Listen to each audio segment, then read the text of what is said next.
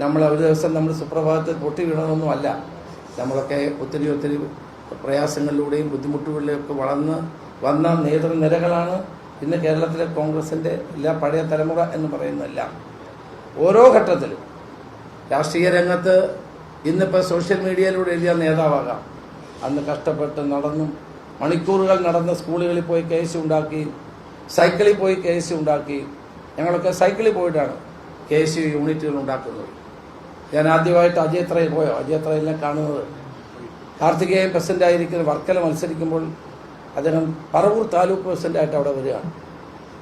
അപ്പം ഈ പാർട്ടിക്ക് വേണ്ടി ത്യാഗം ചെയ്ത ഒത്തിരി നേതാക്കന്മാരുടെ കൂട്ടായ പരിശ്രമമാണ് ഈ പാർട്ടി എന്ന് പറയുന്നത്. പാർട്ടി എന്ന് പറയുന്നത്, ഈ പ്രസ്ഥാനം എന്ന് പറയുന്നതിൻ്റെ പിന്നിൽ ഒരു പഞ്ചായത്ത് മെമ്പർ പോലും ആകാതെ പാർട്ടിക്ക് വേണ്ടി നിരന്തരം കഷ്ടപ്പെടുന്ന ലക്ഷക്കണക്കിന് പ്രവർത്തകന്മാരുടെ അധ്വാനത്തിൻ്റെ ആകെ തുകയാണ്.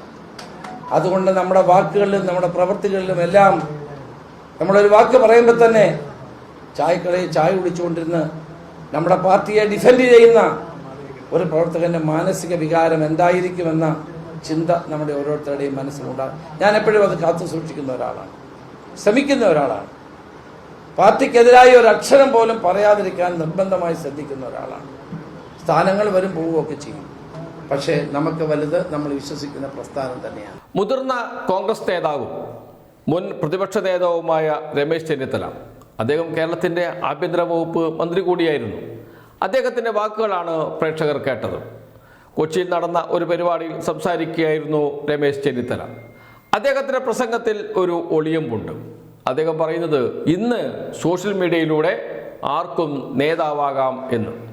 സോഷ്യൽ മീഡിയയിൽ എഴുതിയാൽ നേതാവാകുന്ന കാലമാണ് ഇത് എന്ന്. എന്നാൽ ഞങ്ങളുടെയൊക്കെ ഭൂതകാലം ഇങ്ങനെയായിരുന്നില്ല.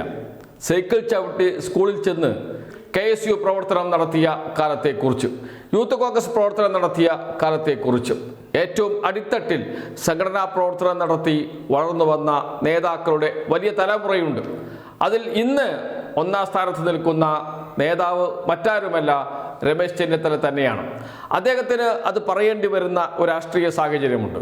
അദ്ദേഹം അത് പറയുന്നത് നേരത്തെ പറഞ്ഞതുപോലെ സോഷ്യൽ മീഡിയയിലൂടെ നേതാക്കളായി വരികയും ഇന്നലെ മുളച്ച ആളുകൾ ഇന്ന് കോൺഗ്രസിൻ്റെ വലിയ ആളുകളായി മാറുകയും അതല്ലെങ്കിൽ സംഘടനാ പ്രവർത്തന പാരമ്പര്യമില്ലാത്തവർ പ്രധാനപ്പെട്ട പദവികളിൽ എത്തുകയും ഒക്കെ ചെയ്യുന്നത് കണ്ട് പറയുന്നതാണ് എന്നോർക്കണം.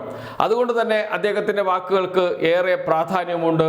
അതാണ് മാധ്യമങ്ങളിൽ ഇപ്പോൾ നിറഞ്ഞു നിൽക്കുന്നതും. UDF ജയിച്ചാൽ ആരായിരിക്കണം മുഖ്യമന്ത്രി എന്ന ചർച്ച വലിയ തോതിൽ കേരളത്തിൽ നടക്കുന്നുണ്ട്, കോൺഗ്രസിനകത്തും നടക്കുന്നുണ്ട്. അതിനിടയിലാണ് രമേശ് ചെന്നിത്തലയുടെ ഈ വാക്കുകൾ എന്നുകൂടി ഓർക്കണം. രമേശ് ചെന്നിത്തല എന്തുകൊണ്ടും മുഖ്യമന്ത്രിയാകാൻ യോഗ്യനായ ആൾ തന്നെയാണ്. അതിൽ ആർക്കും സംശയമുണ്ടാകില്ല. കപ്പിനും ചുണ്ടിനുമിടയിൽ മുഖ്യമന്ത്രി സ്ഥാനം നഷ്ടപ്പെട്ട ആളാണ്. അദ്ദേഹം പറയുന്ന പ്രധാനപ്പെട്ട മറ്റൊരു വാക്കുണ്ട്, പദവികൾ പലതും നഷ്ടപ്പെട്ടിട്ടുണ്ട്, അപ്പോഴൊന്നും ഒരു വാക്ക് പോലും പാർട്ടിക്കെതിരെ പറഞ്ഞിട്ടില്ല എന്ന്.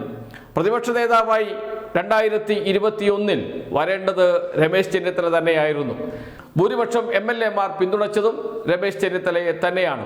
എന്നാൽ ഹൈക്കമാൻഡ് പ്രതിപക്ഷ നേതാവായി നിശ്ചയിച്ചത് VD സതീശനെയായിരുന്നു. ഒരക്ഷരം പോലും പറയാതെ, പാർട്ടിക്കെതിരെ കോൺഗ്രസിനെതിരെ ഒന്നും പറയാതെ അദ്ദേഹം പാർട്ടി തീരുമാനം അംഗീകരിച്ച് മാറി നിന്നു.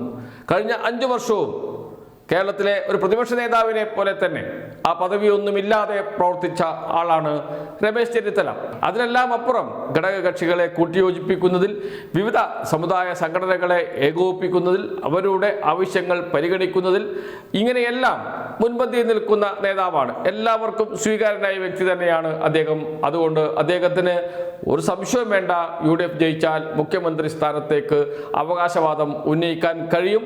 അത് അംഗീകരിക്കും കോൺഗ്രസ് എന്ന് തന്നെ കരുതാം. കാരണം കേരളത്തിലെ ഇന്നത്തെ മുതിർന്ന നേതാക്കളിൽ ഒരാളാണ്, പ്രവർത്തന പാരമ്പര്യമുള്ള നേതാക്കളിൽ ഒരാളാണ് രമേശ് ചെന്നിത്തല എന്നതുകൊണ്ട് തന്നെയാണ്.